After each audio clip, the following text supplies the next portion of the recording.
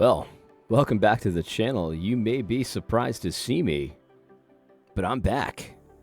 That's right. On Saturday, I got a second ban from YouTube. I got it. This time it was a 2-week ban because of some content that allegedly broke the terms of service conditions. I have no idea exactly what happened. Well, I'm not banned anymore. I pressed the appeal button, which I didn't think actually worked. I just assumed that was just there just to look good. I assumed it was one of those things where you press the appeal and they say, hey, we investigated ourselves and we found out that we were right all along. That's what I just assumed. But anyway, I appealed it, and I didn't really put any details as to why I appealed, but it turns out they looked at the video again. I'm not going to tell you which video it is because I don't want anyone to know. But they looked at the video again. It turned out it did not break the terms of service. So here I got my ban lifted. Anyway, I wanted to do this video today. This will be a quick video. You know what? I always say that. Maybe it won't be. Who knows? But I had a great weekend, a good long holiday weekend. I hope you had a good long holiday weekend as well. I had some visitors in town. My mother from West Virginia came to visit. My sister came to visit, and her little daughter. And she's just so adorable. She's the same age as one of my sons. And we just had a great old time, just hanging out, reminiscing, talking, playing. We went to the batting cages. I was just drilling, base hits off the fast pitch and all that kind of thing. I got my sister to try the fast pitch, which in this cage, the fast pitch is like 75, something like that. And I got my sister to go into the 75 cage, which I applaud her for trying, but it was really funny. I wish I had a video of it. I tried to get my mother to go into the fast pitch, but she was not having it. No way. Anyway, my son had a little league game. Guys, we're going to make it. I'm just going to tell you that right now. We're definitely going to make it. I'll tell you about my son in just a moment. But, after the trip was over on Tuesday, I drove my mother and sister to the airport in Windsor Locks, Connecticut. And I grew up in Windsor, Connecticut, which is right next door. And so after I dropped them off, I said, you know what, let me just go to where I grew up and just, see the sights, that kind of thing. And it was a Tuesday morning, right around the time when the bus picks kids up. I even saw the old bus that I used to take to school and all that kind of stuff. I saw my house, and, everything looks pretty much the same as it did 30 years ago. But a little smaller. That's one thing that I've noticed, that every time I go back to a place that I remember from as a kid, it's always smaller than I remember it. But it basically looks the same, and the smells were the same. I could smell the nice spring air and just the flowers blooming and stuff like that. Some of these houses, I guess they haven't changed their siding in 30 years because the colors of the houses are exactly the same. It's just really, really crazy. I even went to the old park that I used to play in, and I even threw my fishing rod in the water a little bit. I didn't catch anything. I don't know if there's really any fish in this pond anymore, but that was fun. I also went to the Little League field where I played Little League. I'll never forget, my team won the not the Little League World Series, but just like the World Series in our town. And it was on one of my hits that we won. And I was facing against my best friend who was pitching for the other team. I was on the Mets. He was on the Red Sox. And, he was pitching, and I got a little dribbler. It basically was a bunt. But because it was the last inning and I had a guy on third base, and in Little League, you just run pretty much no matter what, he was running, and my friend tried to throw me out at first. He couldn't because he couldn't get to the ball in time. And then the run scored. He should have thrown it home to stop the run from scoring. But we won the Little League World Series that day. That was that was just a great time in my childhood. Wonderful. Guys, though, we're going to make it. We're going to make it. I went to Town Hall, and look, Connecticut is a terrible state. Very liberal, very progressive, super gay probably. I don't really know. I don't follow Connecticut politics, but I have to assume it's super gay. But the town hall was all done up for Memorial Day because Memorial Day was the day before. And there's just all of the traditional sort of, banners and American flags and stuff like that. Not a single pride flag to be seen. And I'm sure there's pride flags there today. Don't get me wrong. But it almost feels like a rebellion to fly the American flag. I've never been one to have a whole lot of national pride. I really haven't. That's not how I really grew up or anything like that. I liked America, but it was never that big a deal for me. But I got to say, I've kind of had a renewed sense of nationality in the last couple of years. And they look, put it this way. The gays can't have America. Global homo can't have America. It is just that simple. And I believe that we have a great future ahead of us. We're going to make it, guys. We really are. And this is the thing. I think that a lot of solid believers live in the United States. I think that there's a lot of true Christians in the United States. I think a lot of people want to say that, oh, there's really not that many faithful Christians, and they want to say that. But I think there's a lot of faithful Christians. I think a lot of us have been really beaten down over time, depressed, put into a state of submission, and they're just waiting to be reawakened. I think they're just waiting for a small, vocal, insistent, confident minority to really start making some moves. And I think that there's a huge awakening coming. I really do. We're going to make it, guys. It's just that simple. Man, when I went to Town Hall, Windsor Town Hall, and I saw how it was, and I saw, it even just going back to the Little League field and stuff like that, the Little League field was fairly well kept. And I'm just thinking, man, over 30 years, think about all that's happened since I was in the batter's box in Little League in Windsor, Connecticut. I was in the batter's box. 30 years has passed. So much craziness has happened. So many opportunities for people to be black-pilled to such a degree that they don't even bring their kids to Little League anymore. And yet life goes on, and there's still probably a lot of belief. One thing I've noticed in my town anyway, in the league that my kids are in, there's a ton of Christians. A ton of Christians. Every time I go to a game, there's Christians on our team, there's Christians on the other team. I recognize them because, we're in small communities up here, so I recognize them from my church and from other churches, and it's just there's a lot of Christians. And these kids are there, and they're just having the time of their lives. And I know that these parents, a lot of them are raising their kids in the fear and admonition of the Lord. They're raising them to be warriors. And that's the thing, guys. I think we're going to win, and I think that we're guaranteed to win. God has vouchsafed our journey. I think there's a lot of reasons for optimism. I think that you see, sort of the global homo and the gays and all the woke stuff, that has the seeds of its own destruction inside of it. But the thing is, you can't just rest on your laurels, though. It's not going to destroy itself and not be replaced by something horrible. It's going to destroy itself, but you still have to act. And I think, one thing that reminded me of that this weekend was there was this kid in my son's Little League game. He's on the opposing team. And my heart just went out to this kid because he reminded me of my son from last year. Because my son from last year played T-ball. And T-ball, that's very low key. But I was practicing, him hitting pitched balls last year as well, and he was very scared of the ball, terrified. And this kid, man, my heart went out to him because every pitch, it didn't matter if it was close to him, it didn't matter if it was far away from him, it didn't matter if it was short or long or high or low. He was diving out of the batter's box. This kid was deathly afraid of this ball. He never swung. He never did anything. He would just dive. As soon as the ball left the pitcher's hand, he would dive out of the batter's box. He was terrified.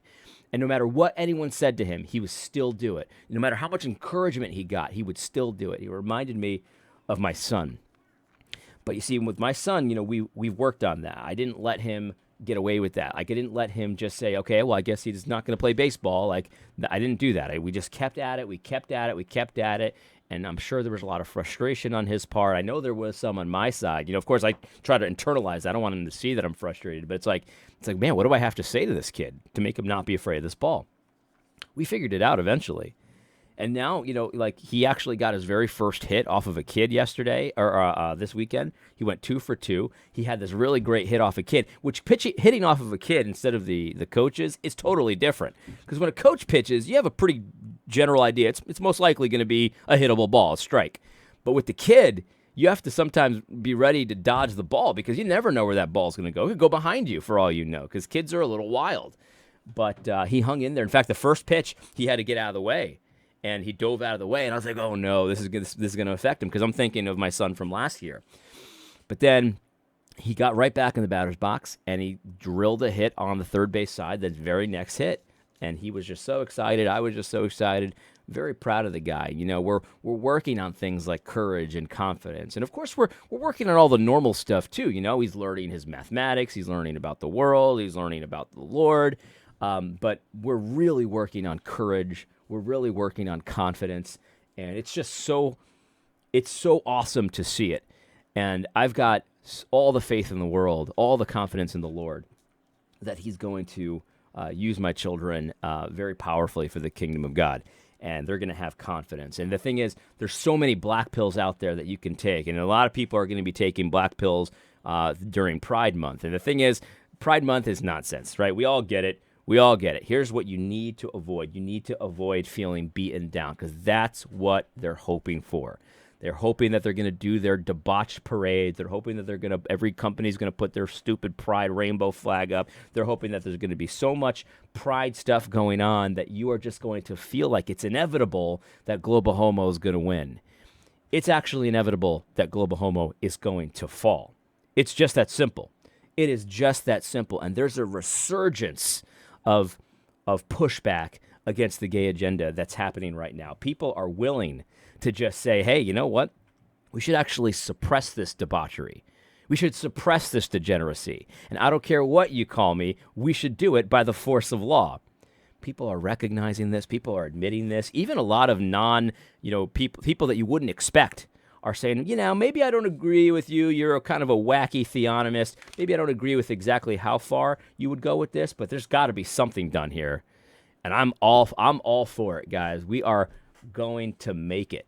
It's just that simple. And the more people that realize that they can just say these things that they've thought in their head for a long time, that we need to suppress this debauchery, this degeneracy, this grooming. We need to suppress this with the force of law. A lot of people have thought this.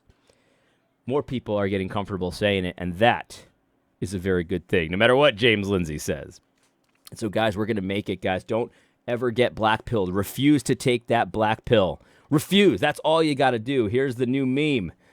It's free. It's so free out here when you just simply refuse to take the black pill. The joy of the Lord is your strength. I'm actually preaching on that passage this coming Sunday at my church, so prayers for me for that. I wanted to end this video, though, with a quick kind of thing. I was almost going to say statement, but I don't want to make it that serious.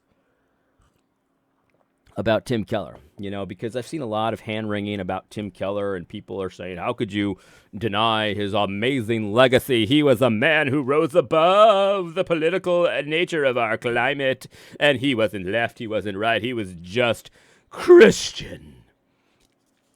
And that's obviously nonsense. Now, I've got a complicated feeling about Tim Keller's passing, because on the one hand, I know his legacy, at least right now, is primarily a negative one. His legacy is one of limp-wristed Christianity. His legacy is one of a very compromised version of Christianity, at least socially and publicly. His legacy, unfortunately, can be shown with one picture, and that is the 3 gay ballet dancers during a worship service doing a gay ballet dance. Now, I recognize someone told me that one of those guys has since regretted what he did there. He's totally based. Now, that's what I heard.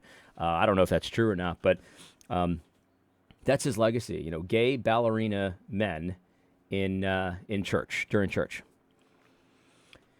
And the thing is, Tim Keller, you sit down and probably talk to him one-on-one, and he probably has a lot of correct beliefs and a lot of correct teachings. You get him in public, and he gets mealy-mouthed. He gets wishy-washy. And there's so many examples of this, where there's even one example where, someone asks him a question about, is Jesus the only way? And you should knock that out of the park. And he gets the right answer, sort of, but he kind of just talks in this roundabout kind of a way. And it's just like, what are you doing, man?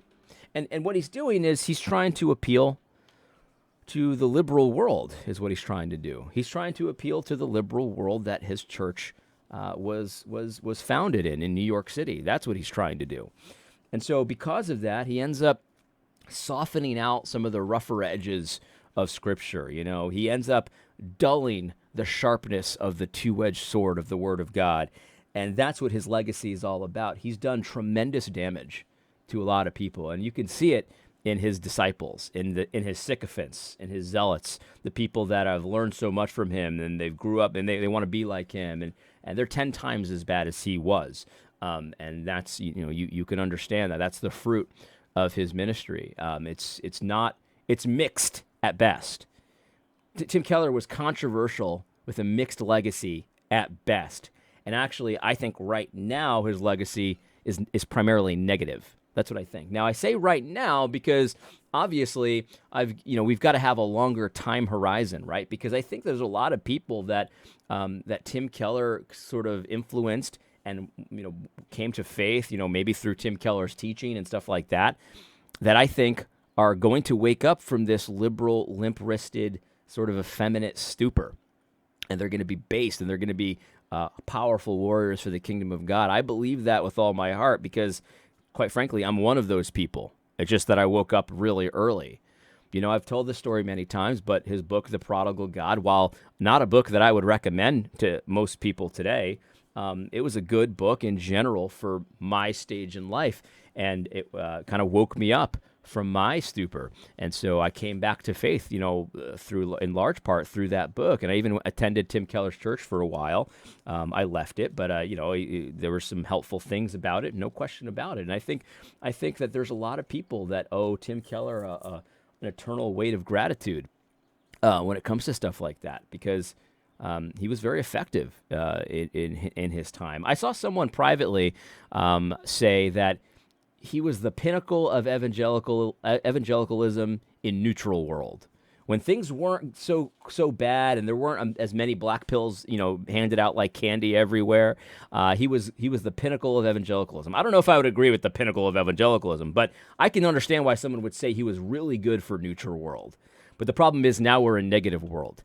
And not only is he completely worthless in negative world, in my opinion, but he's actually bad for us in negative world. He actually harms us. He's the kind of guy that runs to the New York Times or the Atlantic to rip Christians along with the pagans in negative world. He's the one there saying, you know what, pagans, you're right.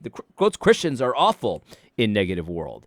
Tim Keller, I think, and I don't pretend to know the mind of God, but Tim Keller was on a very, very bad track when he passed away. Some people, when they see someone pass away, when they're on a track like that, think that God was mercifully taking him out so that he did not end up where that track was leading to. Some people say that about Rushdoony. I remember I believe this was the one time I talked to J.D. Hall, actually. I spoke with J.D. Hall on the phone one time in my entire life, and it was a great conversation. And he told me that at one point that he believed that R.J. Rushdoony, which is one of my favorite theologians, well, I don't even know I guess he's a theologian, yeah, why not? He told me that he believes that God took Rushdoony out so that he wouldn't become a Judaizer. And JD, if you listen to this, I don't even know if you watch this kind of content anymore, but if you do, and I'm not quite quoting you right, I'm sorry about it. I'm not doing it intentionally. That's what I heard, that they took Rushdoony out early so that he wouldn't become a full Judaizer. I don't know if I agree with that or not, but I think that's possible that God can take people out that are his so that they don't apostatize. I think that Tim Keller, I'm being totally straightforward with you, I think he was on that track. Tim Keller, mixed legacy at best. I think it was a negative legacy, at least in 2023, it's a negative legacy. We'll see what happens in time. Grateful for his book because it helped me out. But overall, in recent times, it's just his limp-wristed version of Christianity. Not only is it worthless in this time, but it's doing more harm than it's doing good. It's hurting a lot of people. It's ruining people. In fact, it's ruining people that are, put out content about his death, and they tell you exactly how it was ruining them, even though they don't see it that way because they're liberals, right? Comforting liberals doesn't do anyone any good. And that's what Tim Keller did a lot of. So there's my statement on Keller. Guys, I'm serious. We're going to make it. We are going to make it, guys. And so because we're going to make it, because this is going to be a successful mission, that should give you all the more energy to fight for the Lord, to engage the battle for the Lord. He has vouchsafed our journey, guys. He is on our side. There are more that are with us than are with them. Remember that. Every time you see 1,000 gay pride flags in your town center, remember, he who is with us is greater than he who is in the world. There is no question about that. God bless you all. I love you guys. Take care. I'm glad to be back on YouTube. By the way, my days on YouTube are numbered. There's just no question about it. I've finally, after like 3 or 4 years, have gotten the attention of the Eye of Sauron. And so I think my channel is days are numbered. So follow me on Gab. Follow me on Rumble. I might definitely follow me on Twitter. I might start uploading videos to Twitter. We'll see. We'll see what happens, guys. But God bless you. I hope you found this video helpful. God bless.